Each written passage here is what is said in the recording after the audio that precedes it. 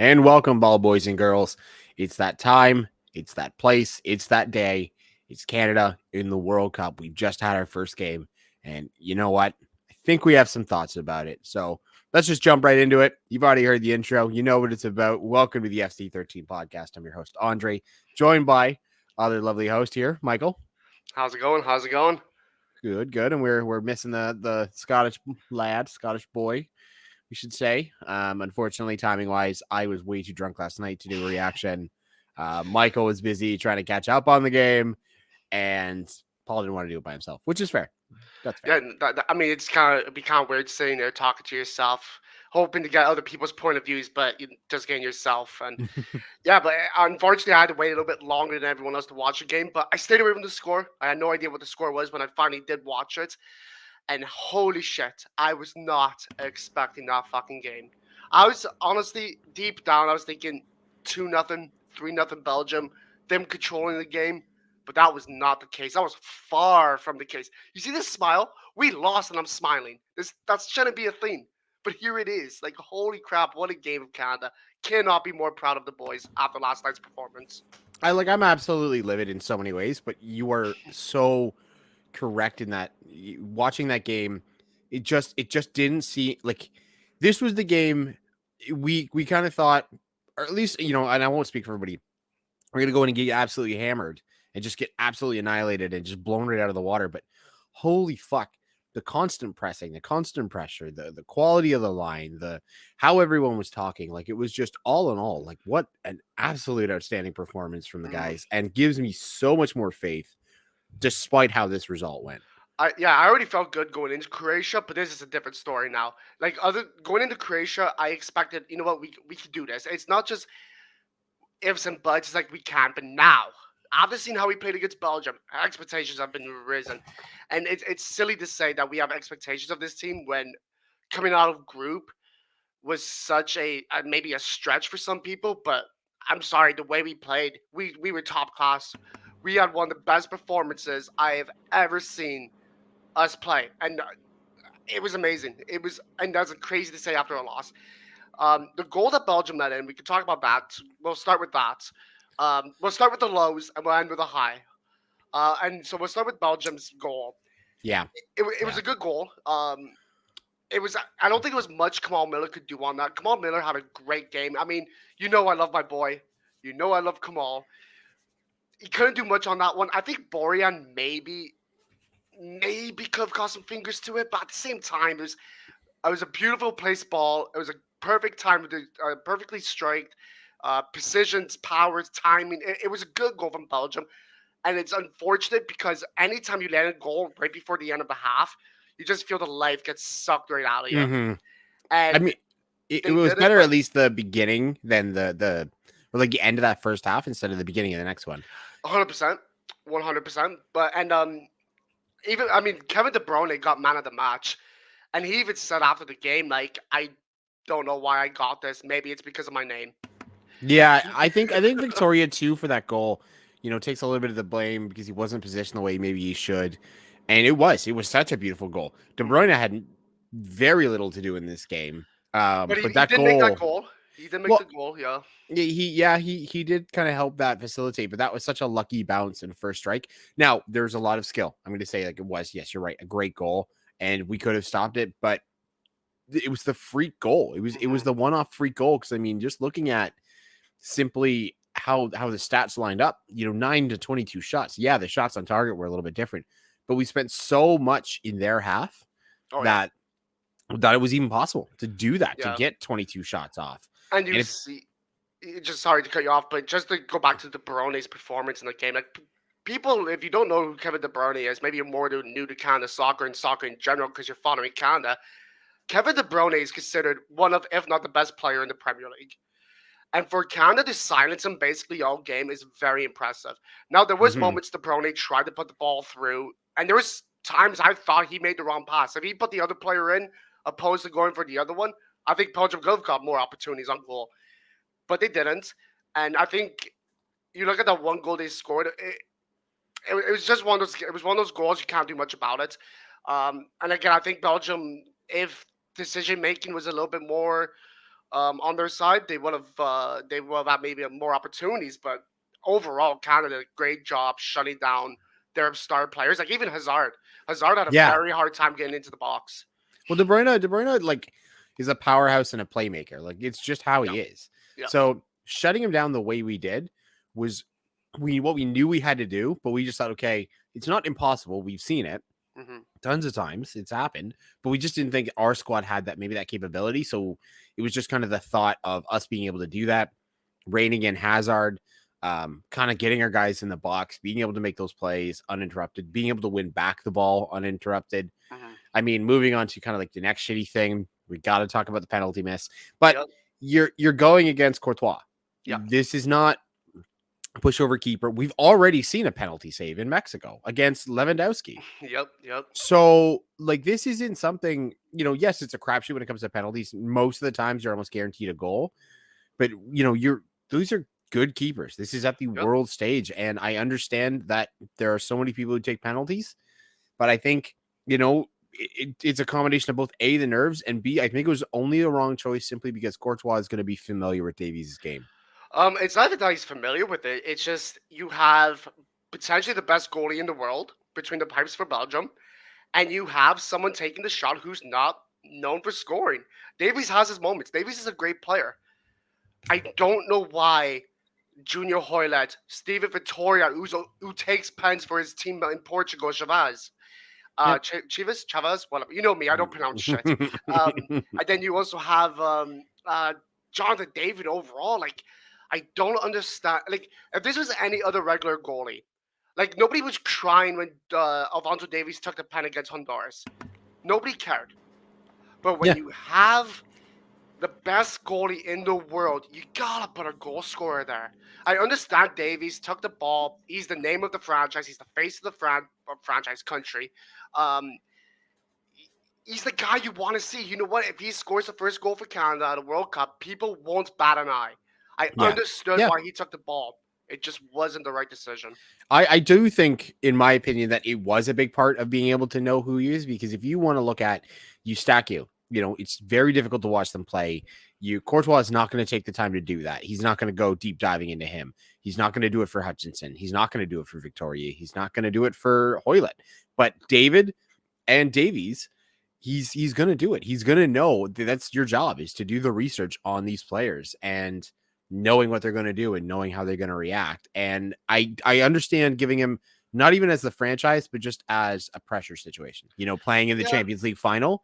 That is he's had the extremely, moments. Yeah, he's had the yeah, pressure on him before. Yeah. yeah. But it Um, was the wrong choice. And I mean, again, it is still, at the end of the day, one of the best goalkeepers on the goddamn planet. yeah. So whether or not he was burying it into another corner, if he guesses the right way and he's got the quality, he's going to save it. That's But just think how about that it. I works. like to think of it this way as well. First of all, I just want to say when Alfonso Davies, when this penalty was rewarded, I couldn't fucking believe it. I was watching this game and I couldn't fucking breathe until that shot was taken. I couldn't breathe. I felt sick. I was like, "Holy shit, we're going to fucking score here."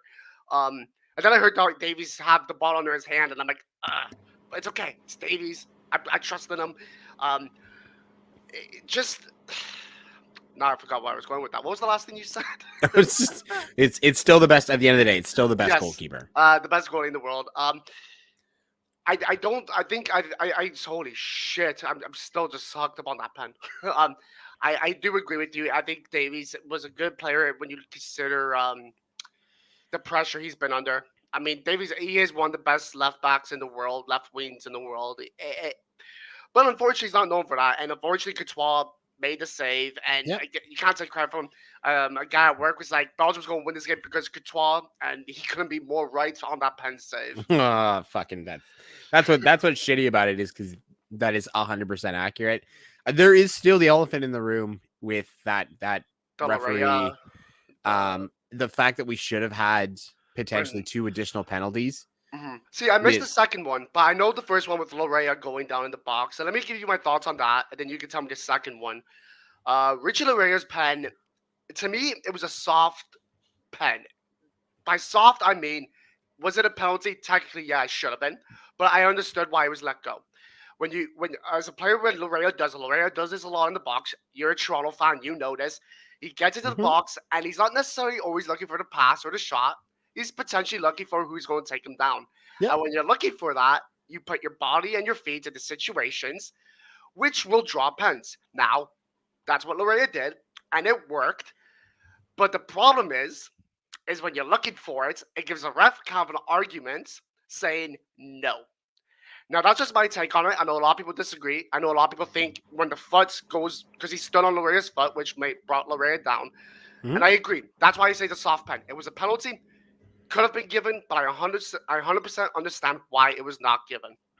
I say fuck that, and fully fuck that. I get it. He was trying to draw the foul. We knew he was.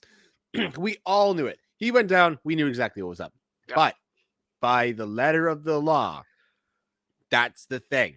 That's what. And if the ref had gone to maybe VAR, looked at the screen, sort of went, nah, okay, all right, bullshit. Okay, sure. Yeah, You but he know didn't what? look at it. Yeah, He didn't even go and look at it, and it happened quick. So because it was quick. Yeah. at first it was like, oh, is that a pen? And then you're just like, okay, well maybe not. And then they went back to the replay, and I was like, there was no contact on the ball. The Reyes still didn't have the ball out of reach, so he still could have got it Hmm. all day, every day. That is a penalty. The secondary one where the hands are up and the ball comes in the chest, that's not as Okay, clear okay. cut. I remember it now. When it's Yeah, Stockio shot it. yeah, because Okay. it is technically, again, it's the handball, but the problem is the rules are so kind of ambiguous on like in a natural position. But the problem is that you shouldn't be putting your hands up because then you Mhm. can still swat away the See, ball the in way that I way. see it, if it's in your body, you're fine. Because I mean, if that ball's coming to your face, are you gonna really take a ball to your face? Are you gonna maybe now if you do like if you're throwing your hand up If I in had a any nickel for way, every time I take a ball to my face, I'd have a lot of nickels. I'm just saying. Oh, we're uh, talking about football. yeah. I I mean, if you throw your hand in any situation, pen. But he didn't throw his hands up. His hands were already here when Stockio took the shot. well, he does. He actually does kind of bring them up like this and does sort of swat at it, and Okay. that's the thing. Now, this is kind of going back and talking to a couple people. It was the kind of the actions he was doing with his hands to direct the ball's So direction. it's not where his hands were. It's what he did with them with the Yeah, ball. Okay. yeah, and so that's my thing is that because he brings them up there, but then kind of pushes the ball down a little bit. He is, trying to get duck or get out of the way. He's affecting the direction of the ball, like he's affecting where the ball's going to lie. That one's not as clear cut. I'm still on the fence. That one, I could Hmm. easily see him being like, no, they, fine, or go to VAR check and be like, maybe, sure. That one's not as clear cut, but the first one, I think there's not a chance in hell if he looks at that at VAR and then goes and does that and says like, nah, that's not a penalty. Well, it's by Yeah, the but letter of law. It's soft as shit, but that's why I say A, it's a I'm soft pen. biased. I'm biased. B, you got to go flat out by the letter of the law. Like Mhm. that's just how, especially in these scenarios, or else VAR has no credibility, which we're already struggling with in Yeah, this it World was Cup so far. who was the Toronto player after the game said there's no reason for at the World Cup these calls to be missed because of today's technology. Can't remember who it was. Some TFC player. One of the Italians made a comment saying, "No way in hell should this should you calls be like this being missed at the World Cup." But unfortunately, we've seen it a couple times already. The Yeah, refing is no matter what tournament you're at. I feel like the refing is always under scrutiny. Very, yeah, scrutiny, but it's way been bigger more scrutiny. so. It's been way more so. I find in the first game for every team, but it is what it is. Like I wonder and this is where I want to get your opinion on it. Do you find maybe it's because we have so much technology that they're just kind of relying on them to say, "Oh yeah, you got to do this." Like they're Well, feeling like their decision making is being completely wiped out, and they're just well, relying on tech. yeah, one of the biggest problems with VAR and all this shit. One of the biggest problems, in my opinion, is you take the pressure off some of these reps to make the right call, but you also give them the right to refuse. Like you can't tell Hmm. me there was nobody in that rep's ear saying, "Take a look at that," and he's just like, "No." So why are we even looking at it then? Why was VAR even brought into it if the refs gonna be like, "No," you know what I Yeah, mean? yeah, actually, And yeah, you're we've entirely seen right. it before. This isn't the first time we've seen this at the World Cup. This isn't or any other tournament. Um, I believe in the what's the South American one there? Their So it's commable. Common Ball. In their tournament a couple years ago, a ref straight out said, "No, I'm not looking at it because I don't want to." Like we've seen it before. Um, it is a problem because again, it takes the pressure off the linesman and the refs, and then it also gives them the chance to say no, I don't want to. So you need a balance, and I don't think we have that balance yet. No, I don't think we do either. Not to with this ref. And there's some sketchy shit with this ref to begin with. You know, he had instances of match fixing. He was suspended. He's had bad calls in the past that have caused problems. By the way, He's he has also been suspended this World Cup as well. Now after that game, he's been suspended. So yeah, like that's the kind of shit like this is what sucks is because this happens and now Canada's the one who has to face that brunt and that bullshit versus a do-over or something like that. And yeah, that's where I find it such bullshit because he was picked. This is already completely surrounded in corruption scandals, already has this stuff. Then you pick a ref who was suspended before for match fixing. You pick one who blew the whistle 5 minutes early and then still blew the whistle like 30 seconds early in a massive international game. And this is on international. This isn't just like club level when he yeah, was 19. This is international games. yeah. You know, you have one he blew in the first half before the added minutes were, and I know they're added time, but it's a minimum of. There's a reason why they say it's a minimum of. Blew it before then. Did the same at the end. You know, Yeah. even with us on the attack. So it's kind of a fucked up situation. Um, And I mean, it's shitty for us. well, let's get more positive now because that But was a before we get positive. more positive, Oh, let's more go to an negative. ad break. No, let's So yes, Let's- negative. we're starting off in positive, but then we're going to go into positive. And the positive is this ad break. So thanks so much, guys. We'll be right back. Check out our ads here. Thanks so much, guys. Welcome back to the SC13 podcast. We're recapping the Canada-Belgium game. We've already sort of said our negative bits, but let's, as Michael said before the break, let's get on to something a bit more positive. There was a lot to take away from this game. Yeah, let's start with one positive. Let's talk about the lineup. Again, I don't think Canada had one bad player. I think they all equally had maybe the one moment, like Alistair Johnson scuffed that ball a couple times, maybe the most poor shots. People are on Jonathan David a bit about his finishing. I think that's the big thing to take away from this game was Canada's lack of finish. But overall, I think they all had a decent game. But it brings me to the lineup. Do you not think Kyle Laren should have been in there instead of maybe Buchanan or Hoylett? Because I would like to see David and Laren. Because watching that game, I'm a couple times when David just screwed up or missed the shots, I'm thinking Laren scores that. Laren scores that. But then Laren came on, and then he had two pretty good opportunities with the headers, and I'm like, maybe he doesn't. Maybe he like. I don't know because I went into it and I was thinking like, fuck, I can't really find something wrong with it. But you are right. I looked at Buchanan and went, oh, okay, against some of the other people with more experience, I'm like these, but he has been playing well. He's He always does play dependable. well, and he brings that speed on the wing. The Yeah. problem is in my opinion, Buchanan and Hoylett should have never been together. I would have chose one or the other, Okay. Yeah. Yeah. and then have Laren on for the other. And that, I mean, again, I love Hoylett. He's one of my favorite players on Canada in history, probably my Mm-hmm. top two, top three. Like I love Hoylett. Um, the problem is though with he's a little bit older, so he brings the experience and he brings good defense and attacking. Like you can literally throw Hoylett anywhere you want. Mm-hmm. The problem is though is with him and Buchanan, you have Buchanan on the wing and Hoylett playing a little bit more of attacking mid, which is fine. But then we lose that player to play beside David. It was almost like David was playing alone, which I didn't like that. I don't know. Maybe you could argue me. Maybe you could disagree on that. Maybe I'm wrong about the formation, but that's what I get when you see Hoylett and Buchanan. You have Buchanan trying to get the ball into the box, and you have Hoylett more on the outside with David in the box alone. But then you also look at the other side. Atakubi starts instead of Larea, in my opinion, even though Larea had a great game.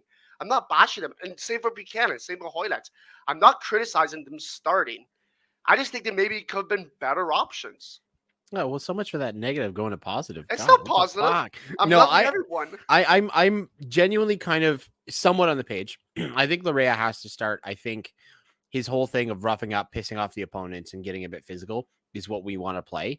We want to play that aggressive to get them out of whatever funk that they're like, just to draw out what we need out of them. And I think Larea starting is right. I think changing him to when he did was also a good choice. Getting Atakubi in there to really bring some speed and some like full energy. But I do agree with you on the Hoylett and Buchanan that maybe one over the other, having, Buchanan there, but then having Laren in and bringing Hoylett in as like an additional attacking chance or corner or free kick. Yeah. because we saw how good he was in Japan, Or like Penn. or Pens, again. Oh, hate to bargain on that one. We would have had another one if the ref did his fucking job. We would have seen whatever. Now I'm just now I'm digressing. But we did keep them off to 1-0. Yeah. So our back line was fucking Phenomenal. quite good. Again, I know they won this game, and it really sucks that that's how we have to talk about it. But they had 3 shots in target and 9 shots in total. Yeah. That for the Belgian national team playing in their full squad strength is fucking insanity. Yeah. If you had ever showed me a picture of this, like the stat charts, and said this is the Canada in the World Cup, I said like, great, what FIFA are you playing? Because like, not a fucking chance, not a Yeah. chance in a million years. It Like was our backline was so good. yeah, Kamal Miller. To some people, he was the best player of the game, and I think he was outstanding. Again, I love my boy Kamal, and the amount of people that said to me, "Why would you get his jersey instead of Davies or David?" That's why. That game was exactly why, because he is such an important piece of this damn team who's not recognized. He will now. He Oh, has to be now. I fully want the Reyes because again, the entire team voted him to be the first one to get a red card. 100%. We all we have our loves in that way, and I think And that the last second effort from Lorea before he got subbed off, holy crap, what a defensive play. And that was oh yeah. Kamal Miller came out of the play, Lorea's right there, man. Like the back end especially works so well together. And that's what I said about all of them playing in Montreal. You have Kamal Miller, Alistair Johnson, uh uh, uh Jesus hell. Come on now, you're normally the one who Well, defends it's him. because I was thinking of Kone. Waterman, but Waterman was on the bench. My bad. But still, Steven Vittoria, he's been with the team for so long now, and then you have Larrea, who from Toronto, but such a good effort, such a great effort from defensively, and if we could just keep that going into Croatia, and the forwards keep doing their thing, maybe find a little bit more obviously a finishing touch. In Yeah. my opinion, Laren starts over Hoylets in the next game, and then we bring on Hoylets later on. Mhm. Maybe Kone starts, gives Hutchinson a bit of a break, and then you could bring in Hutchinson maybe against Morocco. These are options we have, which is nice options, very good options. I think I need to keep Hutchinson in because I found that's what helped us was that cohesive. When he Okay. speaks, everyone listens. Oh, that's I, true. I and I fully understand pulling him off because again, he is older. His legs are not going to be able to handle that. I Mhm. get it, but when you have Croatia coming in as an older team that is very, very tightly packed and well regimented, I think you need that Hutchinson command Yeah. to keep it going. But yeah, you're right. I think Laren coming in and getting that attacking power because if we can get up on the front foot, like if this game had went and we got that penalty, obviously, if my grandmother had wheels, she'd be a bicycle. But if for some reason we had managed to get that goal and that penalty, would they be more would they have been more defensive? Would they have taken that risk of going up on that That's a run good to get point. that That's a good goal? point. Well, I'm sorry. I think with Herdman's style, no. I think we would have kept pushing. Herdman is one to never sit back. He wants the teams to know who we are and where we're coming from. And Herdman, I think even if we get that 1-0 lead, maybe Yeah. later in the game we sit back, but I don't think so. I think no matter what situation we're under, we push and we push. And the But then only thing I'm really hoping, does that do it also for Belgium though? Because that's what I want to know. Like, would Belgium be willing to take that risk and push forwards to counterattack like that, thinking, mm, fuck, we're 1-0 down. Can we risk being our line stretched out? Like they're just hammering us yeah. like at the Uh, goal. Like, do you know we what? risk that? It's something we will never know. And the one thing, Unless, unless, unless the fucked up thing of the fucked up thing of the thing is that they recall the game, we replay it, we get to do it again because that was all a shit and we show. start the game with 3 pens or 2 pens because we did Yeah. have one, we just Oh missed my it. fucking god. The only thing I'm hoping is I'm really hoping Croatia did not watch this game. I hope they decide to go swimming or something instead. And I'm really hoping this did not wake Croatia up thinking, oh shit, we gotta do something. Because if we play like that, we might be screwed. Because Belgium is a better team than Croatia, in and out. There's not much question to it. Yeah. Croatia just drew Morocco. If Canada do end up losing on Sunday, that's it for us. We do get knocked out of the tournament. Mhm. But that's not the mentality. Nobody's thinking that. Everyone is going forward saying we could beat these guys. it really comes down to what Croatia does. I mean, I know that sounds like common sense, but if Croatia could adjust to how they played against Morocco and knows how Canada played against Belgium, Croatia could be a handful. But if Mhm. Croatia go into that game like Belgium did, Canada is going to spin circles around them. They are going to run absolute laps. And I Yeah. think they're going to watch. Like, why would you not watch your opponents? But I don't think they're going to come I away with said that I with it. hope they didn't. I Now, know they I did. know they will. Yeah, no.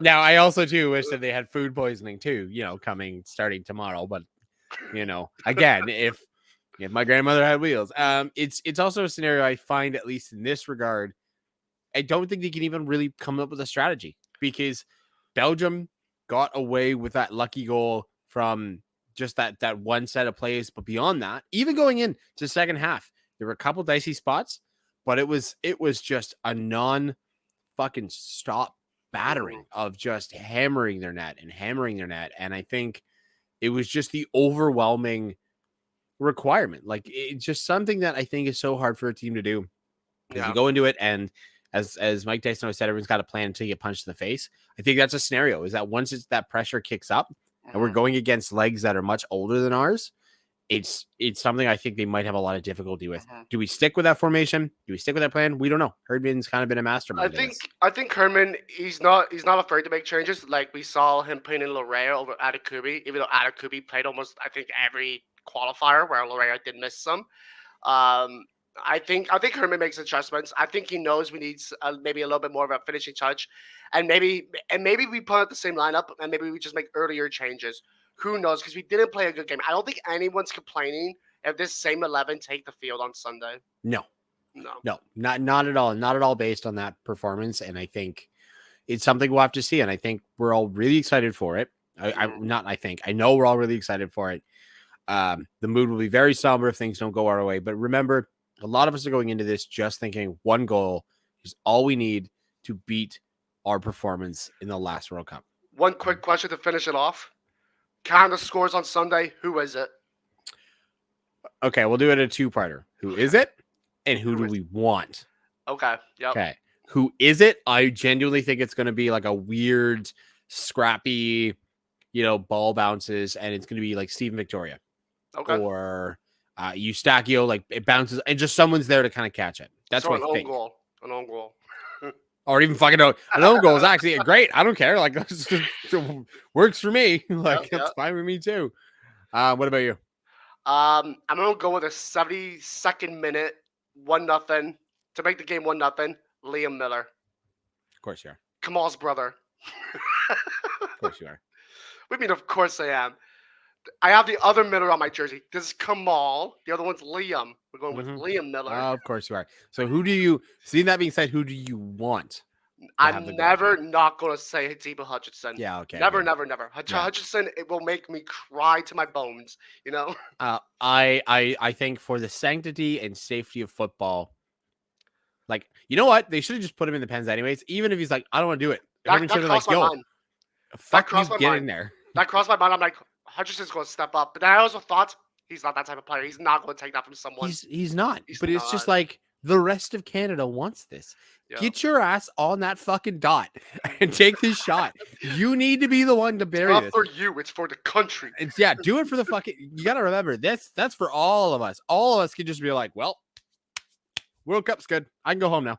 Hutchinson scored the first and only goal after so many years. But thank you guys so much for checking us out.